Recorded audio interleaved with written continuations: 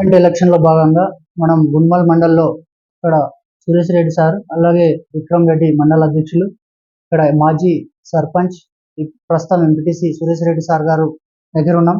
ఇక్కడ parliament election లో భాగంగా కాంగ్రెస్ యొక్క మేనిఫెస్టోని ప్రజల దగ్గర తీసుకెళ్తున్నారు. ప్రతి ఇంటికి గడప గడప తీసుకెళ్లి 6 గ్యారెంటీలను అలాగే ఎంపీ అభ్యర్థి ప్రకటించినటువంటి మేనిఫెస్టోని కూడా గడప గడప తీసుకెళ్లి ప్రచారంలో భాగంగా తీసుకెళ్తున్నారు. సార్ సురేష్ రెడ్డి సార్, ఏ ఏ గుణమల్లో ఏ పేదవాడైనా ఆపద వస్తే సురేష్ రెడ్డి దురా అని ఇక్కడ వచ్చి తలుపు తడతారు. ఏ ఆపద అయినా ప్రజల్ని ఆదుకొని వారి యొక్క సమస్యల్ని క్షణాల్లో తీర్చేటటువంటి సురేష్ రెడ్డి దురగారు దగ్గర మనం ఇక్కడ ఉన్నాం. సార్ని అడిగి తెలుసుకుందాం ఇక్కడ ప్రజలు ఎట్లా స్పందిస్తున్నారు, ఈ 6 గ్యారెంటీల పట్ల కానీ ఈ కాంగ్రెస్ పట్ల కానీ ఎట్లా స్పందిస్తున్నారు అని సార్ గారిని అడిగి తెలుసుకుందాం. నమస్తే సార్. సార్, మీరు ఏ సమస్య వచ్చినా ఇక్కడ దొరగారు ఉన్నారు సురేష్ రెడ్డి సార్ అని ఇక్కడ వచ్చి మీకు విన్నవించుకుంటారు. మీకు ఎట్లా వాళ్ళ సమస్యను ఎట్లా తీరుస్తారు సార్ మీరు? వాళ్ళకి ఏ ఆపద వచ్చినా కానీ మన దగ్గరికి వస్తారు. అంటే వాళ్ళ పంచాయతీలు అన్నదమ్ములు పంచాయతీలు అదే భూములు ఉంటాయి కదా, ఇద్దరు కూడా కూర్చోబెట్టి మన పార్టీ పరంగా కాదు, ఆ పార్టీ ఈ పార్టీ ఎవరైనా వస్తారు. వాళ్ళు వస్తారు, ఈయన దగ్గరికి వస్తే న్యాయం జరుగుతూ ఉంటారు. మనం కూడా ఇంటికి వస్తే కూడా వాళ్ళ దగ్గర 1 రూపాయి తీసుకునేది లేదు.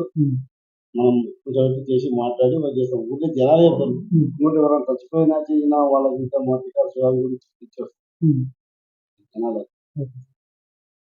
సార్, ఇంకోటి 6 గ్యారెంటీల పట్ల మీరు ప్రచారం చేస్తున్నారు కదా సార్, మన ప్రజలు ఎట్లా స్పందిస్తున్నారు సార్? చాలా మంచిగా ఉంది. 6 గ్యారెంటీలు అంటే మన గ్యారెంటీ మహిళలకు ఉచిత బస్సు అదొకటి. కరెంటు బిల్లు కట్టే అవసరం లేదు. మేము మొన్న సీఎం వచ్చిన రోజు కూడా అడిగినాము, అన్నా ఏంది ఇట్లా మన కరెంటు బిల్లు కట్టుకురు కానీ ఇంతనే ఫోన్ చేసిండు. కరెంటు వాళ్ళకు హైదరాబాద్ ఫోన్ చేసి మీరు ఎవరు చెప్పారు తీసుకోవద్దని చెప్పినాము కదా మేము.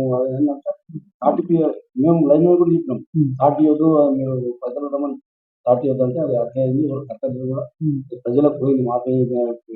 సిలిండర్ కూడా 500 సిలిండర్ అనేది అది కూడా చాలా మందికి డబ్బులు పడ్డాయి, శాంక్షన్ అయిందని కూడా పడ్డాయి. దాంట్లో కూడా వాళ్ళకి సంతృప్తిగా ఉంది.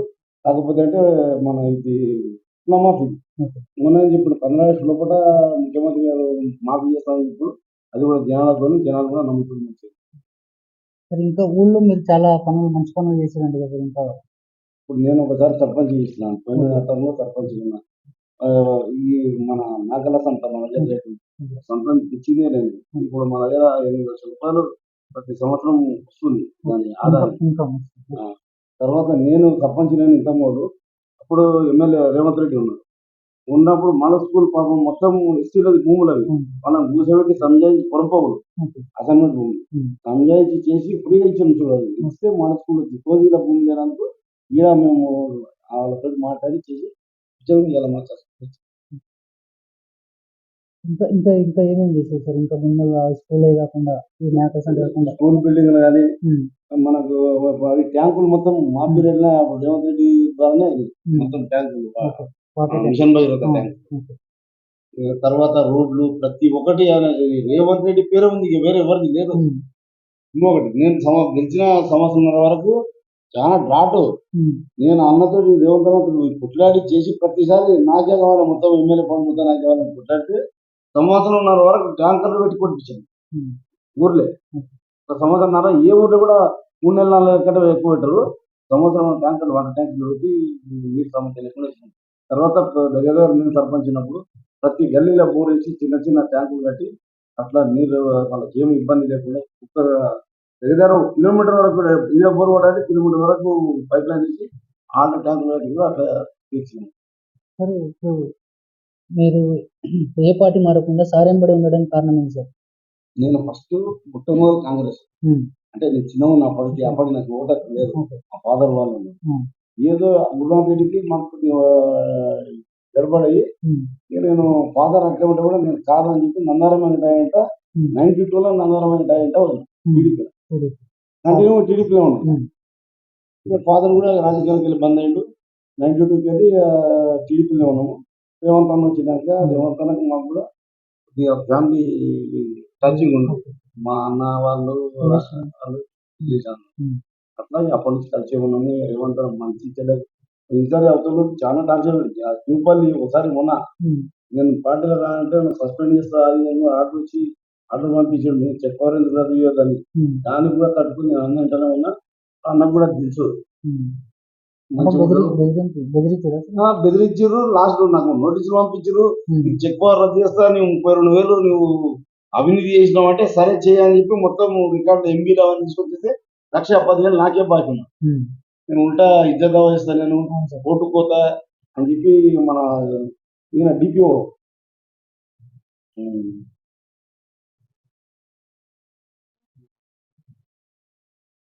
మామనారు హ్యాండిక్రాఫ్ట్ ఉండే పోయి నేను డిపిఓ తోటి లొల్లి పెట్టుకుంటే కాదు ఇంకా నాకు పొరపాటు మంత్రి చేసిన అంటే అదే ఎవరికి మంత్రి ముందర వాళ్ళు ఏం చేస్తారు అని మీరు అన్యాయం చేశారంటే ప్రజలు కూడా నమ్మరు కదా సార్. ఇక నమ్మరు, అది ప్రజలకు తెలుసు. ప్రజలు ఎవరిని అడిగినా ప్రజలు చెప్తారు ఏం సంగతి చెప్తారు. మీరు ఎక్కడ వెళ్ళినా ఏ పంచాయతీ చెప్పినా కానీ ఎక్కడ వారిని ఇక్కడ తీసుకెళ్ళినా కానీ ఏమైనా పోలీస్ స్టేషన్ అయినా మీ వాటర్ బాటిల్ మీరు తెచ్చుకుని దాకా తప్ప వాళ్ళ డబ్బులు పెట్టి అట్లా అంత నిజాయితీ ఉన్నటువంటి పోలీస్ స్టేషన్ పోయినా ఏమైనా కేసులు పోయినా వాళ్ళు వద్దు అని చెప్పి వాళ్ళే చెప్తారు. ఏదైనా ఇది మాట్లాడి కాంప్రమైజ్ చేయండి అనే కాడికి పోలీస్ స్టేషన్ పంపిస్తున్నారు. మీ దగ్గరికి పంపిస్తారు. అంటే వీళ్ళ దగ్గర పోతే న్యాయమతో పంచాయతీ కేసులు ఎందుకు పెట్టుకుంటాను నేను కూడా సంజయిస్తాను. అంటే పార్టీ లెవెల్ చేయము, ఆ పార్టీ కానీ ఈ పార్టీ కానీ ఎవరైనా వస్తారు. ఇంకోటి ఇక్కడ మన దగ్గర ఎస్టీ వార్డు ఉంది. 90% నేను అకౌంట్ అక్కడనే ఉంటాం. ఇంకా 10% వాళ్ళు కూడా వస్తారు. ఏదైనా ఆపద కూడా మనం పార్టీ లెవెల్ కూడా చూడము. వాళ్ళకి అందరూ తెలిసిన పార్టీ లెవెల్ చూడకుండా మాకు న్యాయం అయితే చేస్తాడు అనే దాంట్లో మనకు సార్. ప్రజలు ఎక్కువ సమస్యలు దగ్గరికి ఏమొస్తాయి సార్? వస్తాయి అన్నదమ్ముల పంచాయతీ, భూమి పంచాయతీ అవే ఎక్కువ వచ్చే సమస్యలు. ఇంకా వేరే ఏం తీసుకురావాలి సార్? మన గవర్నమెంట్ స్కీమ్స్ కానీ స్కీములు వస్తాయి. ఎక్కువ స్కీములు అనేది మనం ఎట్లా చేస్తాం, ఎక్కువ వచ్చేది జనాలకు మన మీద ప్రేమ అనేది మాత్రం ఇవి సాల్వ్ చేస్తాడు. అన్నదమ్ములు కూర్చోబెట్టి మాట్లాడతాడు, చేస్తాడు. ఇంతవరకు నాకు తెలిసిన కాడికి ఒక్కటిలో ఫెయిల్ కాలేదు నేను పెట్టిన. మీరంటే ప్రజలకు నమ్మకం ఉంది సార్, అందుకని మీ దగ్గరికి వస్తారు సార్. ఇంకోటి ఇప్పుడు ఈ రైతు బంధు ఏమన్నా రైతు బీమా గురించి ఏమన్నా ప్రస్తావన వస్తుంది సార్? మీరు ఆల్రెడీ ప్రచారంలోకి వెళ్తుంది ఏమన్నా రైతు బంధు చెప్తున్నారు. రైతు బంధు ఏమో రాలేదు, మన 5 ఎకరాల వరకు ఇచ్చారు కదా, ఇంకా ఇవ్వలేదు కదా అంటే సీఎం గారు కూడా ఏమన్నారంటే లేదు ఈసారి ఇస్తున్నాం అని కూడా, తర్వాత అసెంబ్లీలో మాట్లాడి ఎట్లా చేయాలనే దాన్ని చేస్తాము, ఈసారి చేస్తామని ఫోన్లో కూడా వస్తుంది. డబ్బులు ఇక్కడ ఉన్నటువంటి ఎక్కువ భూములు ఎక్కువ లేరు. మీరు అదే ఇక్కడ తెలియదు కాబట్టి మీరేం చెప్తున్నారు సార్? ప్రచారంలోకి వెళ్ళినప్పుడు మీరేం చెప్తున్నారు? మేము కూడా ఏం చెప్తున్నాం అంటే, ఇప్పుడు మేము కూడా అనేది అంటే, ఇప్పుడు నాకు ఒక 100 ఎకరాలు ఉంది అనుకోండి. 100 ఎకరాలు అంటే 10 ఎకరాలు టార్గెట్ పెట్టాలి, 10 ఎకరాలు పెట్టుకోవాలి. అందరికి 10 ఎకరాలకే ఇవ్వాలి.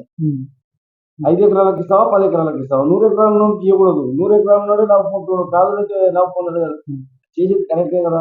ఇంకోటి పంట వేసినోనికే ఇవ్వాలి. పంట వేసినోనికి ఇస్తే లాభం ఏంది? మనము సాగు చేసినోనికే కదా రైతు బంధు ఇచ్చేది సార్. ఇంకోటి ఈ కొడంగల్ నియోజకవర్గం లోపల మీరు ఎంపీటీసీ ఉన్నప్పుడు ఏమైనా పనులు అయినాయా సార్? గవర్నమెంట్ ఉన్నప్పుడు ఎంపీటీసీలకు అసలు గౌరవమే లేదు. నేను 5 సంవత్సరాలకు మాకు 6 లక్షల పని వచ్చింది. 6 లక్షల పని చేసిన నేను, మన సైట్ రీల్స్ చేసిన అండర్ గ్రౌండ్ డ్రైనేజ్. ఇంకా 6 లక్షల కంటే ఎక్కువ జీతాలు వచ్చినాయి. జీతాలు వచ్చినాయి. 3-4 నెలలు వచ్చే పెండింగ్ పడ్డాయి. సార్ ఇప్పుడు మన కొడంగల్ నియోజకవర్గం నుంచే రేవంత్ రెడ్డి సార్ సీఎం అయింది. మీరు సీఎం రేవంత్ రెడ్డి సార్ అతి సన్నిహితుడు కాబట్టి మీరు ఈ గున్మల్ గ్రామానికి కానీ గున్మల్ మండల్ కానీ మీరు ఏమైనా కొత్త పనులు ఏమైనా మేము ఐటీ కాలేజ్ అంటే ఇప్పుడు ఐటీ కాలేజ్ కంటే మీకు కంపెనీ చేస్తే ఊర్లో జనాలు బతుకుతారు, మీరు అట్లా డెవలప్ చేద్దాం చూద్దాం అని చెప్పి అన్నాడు. చేస్తాడు, మొత్తం మీద మాకే చేస్తాడు, మాకు ఆ నమ్మకం ఉంది.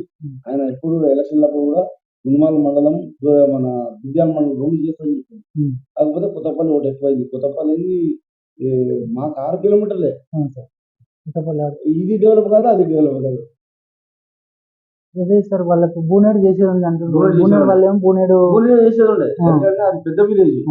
బూనేడు చేయకుండా కొత్తపల్లి అంటే 6 కిలోమీటర్లు, దాంట్లో 1000 ఓట్లే ఉన్నాయి.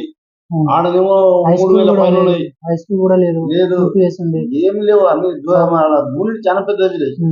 మళ్ళీ మాకు ఈ మండలికి ఆ మండలికి దూరం కూడా అవుతుంది. వీళ్ళని కొత్తపల్లిలో ఎందుకు మీ మండలంలో బూనేడు చేయొచ్చు అంటే, కొత్తపల్లిలో ఏమంటున్నారు అంటే ఇక్కడ బూనేడు అక్కడ గ్రామాలు లేవు, ఆడికే లాస్ట్ ఎండింగ్. అందుకని మా కొత్తపల్లి మండలం నాకు వాళ్ళు చేసింది ఏంటంటే ఆడ చౌరస్తా ఉంది, 3 రోడ్లు కలుస్తాయి, అదొకటే చూసుకున్నారు వాళ్ళు. అంటే అది సబ్సిడీ ఉండదు తప్ప వేరే ఏం చూపలేదు బ్యాంక్. అంటే దానికి మన పార్టీ పరంగా ఏమన్నా పార్టీ పరంగానే అప్పుడు బాలసింగ్ నాయక్ అన్నాడు కదా, ఆనాడేమో భూములు ఉన్నాయి అది ఇది అని చెప్పి ఆడ డెవలప్ చేసుకోవాలని చెప్పి కేటీఆర్ దగ్గర వచ్చి మాకు ఇచ్చిన సార్ ఇప్పుడు ఉమ్మడి మహబూబ్ నగర్, నగర్ కర్నూలు, మహబూబ్ నగర్ ఈ 2 నియోజకవర్గాలు రేవంత్ రెడ్డి సార్ ఉమ్మడి మహబూబ్ నగర్ ఉన్నటువంటివి. ఇవి గెలిపించుకోవడంగా ఈ మీ కాంగ్రెస్ నాయకులు ఎట్లా కష్టపడతారు సార్? ఇక రేవంత్ రెడ్డి సార్ కంటే ఎక్కువ కష్టపడుతున్నాం ఇప్పుడు. రేవంత్ రెడ్డి గెలిచిన కంటే ఎక్కువ కష్టపడుతున్నాం ఇప్పుడు. మాకు అప్పటికంటే కూడా మెజార్టీ ఎక్కువ వస్తుంది. నాకు అప్పుడు 33,000 వచ్చింది, ఇప్పుడు 50 దాటుతుంది మా దగ్గర మెజార్టీ. ఇప్పుడు ఉదాహరణ మా దగ్గరనే 1100 మెజార్టీ వచ్చింది ఈ విలేజ్. అంటే మండలం మొత్తం 2,091 మెజార్టీ వచ్చింది. ఇప్పుడు ఈ విలేజ్ దగ్గర 1,500 నుంచి 2,000 మెజార్టీ వస్తుంది. ఎందుకంటే వాళ్ళు బీఆర్ఎస్ కానీ బీజేపీ కానీ, బీఆర్ఎస్ కొంచెం వీక్ అయింది, బీజేపీ బీఆర్ఎస్ తీసుకుంటాయి, మా ఊర్లో మాకు పడతాయి అన్నప్పుడు మెజార్టీ పెరిగిపోతుంది. వాళ్ళిద్దరు 2,000 ఇద్దరు తీసుకుంటారు, అది అట్లా ఉంటాయి. ఇంకోటి మా దాంట్లో కూడా కొంతమంది యువకులు పోతే పోవచ్చు, పోయినా వాళ్ళు మాస్ పబ్లిక్ ఏం చేస్తారంటే పథకాలకు దానికి జాగ్రత్త దాంట్లో బీఆర్ఎస్ దగ్గర ఇక్కడ వస్తుంది. అంటే మా ఓటు బ్యాంక్ అట్లే ఉంటుంది, మాకేం నష్టం ఉంది. ఇంకా ప్రజా సమస్యల లోపల మీరు ఎప్పుడు ప్రజాసేవ కోసం అంకితమైంది. ఇంకోటి ఇప్పుడు మన కొడంగల్ నుంచే సీఎం సార్ ఉన్నారు కాబట్టి ఇంకా పెద్ద మొత్తాన ఇంకేమైనా పనులు ఇంకా ఈ గుమ్మల్ గ్రామానికి కాకుండా చుట్టుపక్కల ఈ మండలానికి కానీ ఏమన్నా పనులు చేయగలం? ఇప్పుడు మాకు సీసీ రోడ్లు కూడా మొన్న కూడా ఈ ఒక్క ఊర్లోనే 60 లక్షల సీసీ రోడ్లు వేసినాం. ప్రతి ఊర్లో మొత్తం 3 రోడ్లు వేసినాం. ఈసారి వచ్చినాకనే సీసీ రోడ్లు వేసినాం. ఎన్ఆర్ఈ బీడీ రోడ్డు శాంక్షన్ అయ్యేది ఒకటి, మన అప్పాయిపల్లి, మలభద్రాపల్లి, మన ముదిరెడ్పల్లి, తర్వాత బాపనుకుంట 4 రోడ్లు, బొమ్మ రోడ్డు, విందచేడు డబల్ రోడ్, ఇవన్నీ రేవంత్ రెడ్డి సార్ వచ్చిన కానీ ప్రాజెక్టు కూడా సార్. ఎందుకు సార్ ఈ కొడంగల్ నియోజకవర్గానికి ఎక్కువ బడ్జెట్ కేటాయిస్తుంది సార్? ఎవరు సీఎం ఉన్న వాళ్ళు చేసుకుంటారు కదా, వాళ్ళ కాన్స్టిట్యూన్సీ వాళ్ళు. అప్పుడు కేసీఆర్ కూడా చేసుకున్నాడు కదా, రాజశేఖర్ పులివెందులు చేసుకున్నాడు, చంద్రబాబు అక్కడ చేసుకున్నాడు. అది కాన్స్టిట్యూన్సీ ఆయన కాన్స్టిట్యూన్సీ మీద ఆయన చూసుకోవాలి తప్పదు కదా సార్. ఎంత మెజార్టీ తోటి గెలిచే అవకాశాలు ఉన్నాయి సార్ ఇప్పుడు ప్రస్తుతానికి మన మండలంలో కానీ? మా కాన్స్టిట్యూన్సీ ఈ కాన్స్టిట్యూన్సీలో 50,000 పైన ఉంటుంది మెజార్టీ. కాన్స్టిట్యూన్సీ 50,000 పైన ఉంటుంది. ఉమ్మడి మహబూబ్ నగర్ 1,50,000 వరకు మేము ఉంటుంది అనుకుంటున్నాం. చాలా ఫాస్ట్ గా సర్వే అవుతుంది. 200 కోట్లతో తీసుకుని 3 నెలల్లో పడుతుంది. అట్లాగే కొడంగల్లో వైద్య కళాశాల, నర్సింగ్ కళాశాల, అట్లా మరి కోర్సులో ఇంజనీరింగ్ కళాశాల, మహిళా డిగ్రీ కళాశాల చాలా ఉన్నాయి. ఈ 3 నెలల్లోనే 4,000 కోట్ల అభివృద్ధి మనం. అది కాకుండా మనం ఇచ్చిన 6 గ్యారెంటీల లోపల బస్సు ప్రయాణం ఉంది, ఆరోగ్య బీమా 10 లక్షల వరకు, 0 బిల్లు కరెంట్ కూడా అంటే అప్పుడు ఏంటి అది కూడా అది ఎలక్షన్ కూడా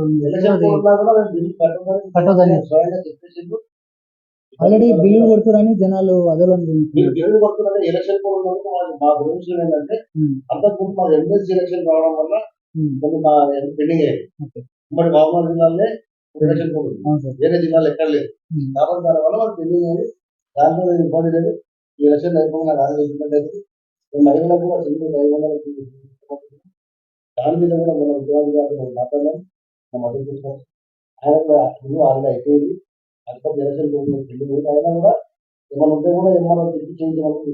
మరి ఇంకోటి జనాలు 500 మా అకౌంట్లో వేయకండి, డైరెక్ట్ 500కే సిలిండర్ వేయండి అంటే అంటున్నారు. ప్రజల నుంచి కూడా మాకు అది వస్తుంది. మేము కూడా తర్వాత ఎందుకంటే మోడీ కూడా చేస్తున్నప్పుడు తగ్గించాడు, సబ్సిడీ రాసుకుంటే ఎక్కువ అట్లానే జనాల ఉంది. దాని మేము కూడా దాంతో మాట్లాడి డాక్యుమెంట్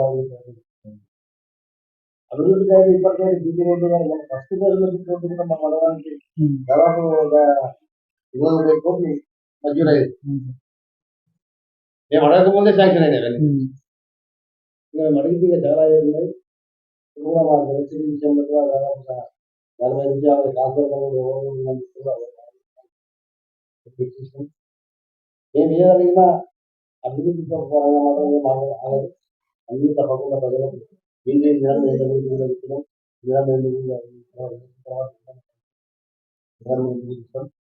మేము ఏవైతే లక్ష్యంగా వాగ్దానాలు ఇచ్చినామో అవన్నీ ప్రజలకు వివరిస్తున్నాం. తప్పకుండా ప్రజలు కూడా మామూలు ఉన్నాను. ఎందుకంటే ఎవరైనా కూడా 3 నెలలు అయింది కదా అప్పుడే నిలబడాలి తప్పకుండా చేస్తారన్న కాంగ్రెస్ పార్టీ నమ్మకం తప్పకుండా కూడా రాజశేఖర్ ఉన్నప్పుడు ఇందిరామ ఇల్లు కానీ ఉపాధి హామీ పథకాలు కానీ ఇవన్నీ కాంగ్రెస్ చేసినవే. కాబట్టి ప్రజలు కూడా మర్చిపోలేదు. అది కాంగ్రెస్ పార్టీ మాకు ప్రజాపాలన ఇప్పుడు మేము ప్రజలు తీసుకెళ్తాం భారీ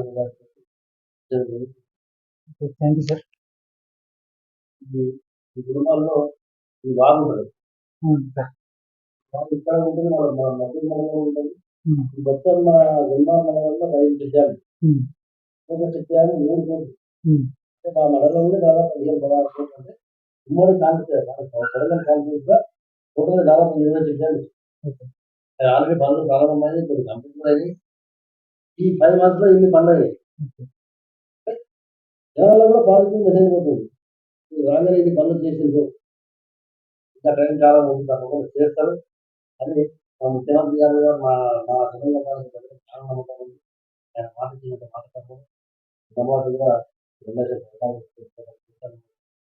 మా ముఖ్యమంత్రి గారు ఏమైనా మాట ఇచ్చిందంటే మాట తప్పకుండా చేస్తారని మా తెలంగాణ చాలా విశ్వాసం తప్పకుండా మేము ఏమున్నా కూడా రేవంత్ రెడ్డి ఏం చేసినా సిద్ధంగా ఈసారి గత అసెంబ్లీ ఎలక్షన్ల కంటే ఎక్కువ కూడా ఈసారి ప్రచారం నుంచి ఇంకా ఎక్కువ మెజార్టీ తీసుకోవాలని ప్రయత్నం చేస్తాం. తప్పకుండా 50,000 60,000 కూడా మెజార్టీ. ఈ బీజేపీ టీఆర్ఎస్ గారు ఏం చేయదు. అసలు టీఆర్ఎస్ పార్టీ మునిగిపోయింది. మీ ప్రత్యర్థి ఏదనుకుంటున్నారు సార్? బీజేపీ అనుకుంటున్నా లేదా ఇక్కడ మాకు ప్రత్యర్థి లేదు సార్? ఓకే, ఏదో కొద్ది మంది టీఆర్ఎస్ ఉంటే దాంట్లో బీజేపీ అనుకుంటున్నాం. వేరే ఎక్కడి నుంచి వస్తుంది, ఎక్కడి నుంచి రావట్లేదు కదా. కాదు మా మెజార్టీ మాకున్నది. ఇంకా మా దగ్గరికి వలసలు వస్తున్నారు. ఇంకా వాళ్ళు ఎక్కడ మిగులుతున్నారు రోజు చూస్తున్నారు కదా మీరు కూడా. ఎంతమంది పార్టీలో కలుస్తున్నారు వస్తామని లైన్ కలిసి సార్. ఇంకోటి సీనియర్ కార్యకర్తలు ఉంటారు కదా సార్, కొత్త వాళ్ళని చేర్చుకుంటున్నారు. కొత్త నాయకులను చేర్చుకుంటుంటే ఇప్పుడు ఇప్పటి నుంచో ఉన్నటువంటి వాళ్ళకు ప్రాధాన్యత ఇస్తారా సార్? మరి కొన్ని ఇబ్బందులు ఉంటాయి కదా తప్పదు. ఎందుకంటే కొత్తలు ఇబ్బంది ఎందుకంటే వాళ్ళకి అభద్రత అనేది ఉంటుంది కదా. వీళ్ళు వచ్చి మమ్మల్ని ఏం చేస్తారు అనేది చిన్న స్థాయి వస్తే బలపడవు. పెద్ద స్థాయి వచ్చినట్టుకోండి చిన్న స్థాయి నష్టం జరుగుతుంది. ఆల్రెడీ మీ మండల అధ్యక్షులు కూడా ఒక మీటింగ్ లో ఆల్రెడీ అన్నారు, మాకు ప్రాధాన్యత ఇస్తలేరని మండల అధ్యక్ష స్థాయి నాయకుడే అన్నాడు. కాబట్టి అడుగుతున్నా సార్ ఈ క్వశ్చన్ మీకు. మేము కూడా మా మండలంలో తెలుసుకోలేదు. చేసుకోవాలన్నా కూడా ఆ గ్రామంలో ఉన్న గ్రామంలో ఉన్న గ్రామంలో నాయకులకి వాళ్ళ సంబంధించిన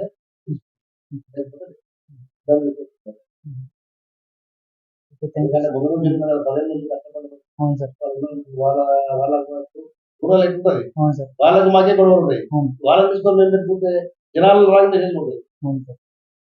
వీళ్ళందరూ ఒకటి అనుకుంటారు జనాలు కూడా. బీజేపీ కాంగ్రెస్ ఒకటి అనుకుంటారు అట్లా అభివృద్ధి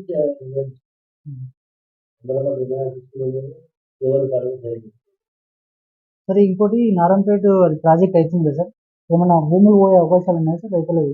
సర్వే జరుగుతుంది. సర్వే అయిన తర్వాత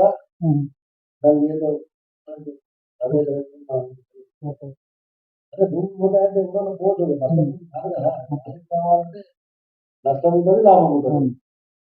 మనం ప్రాజెక్ట్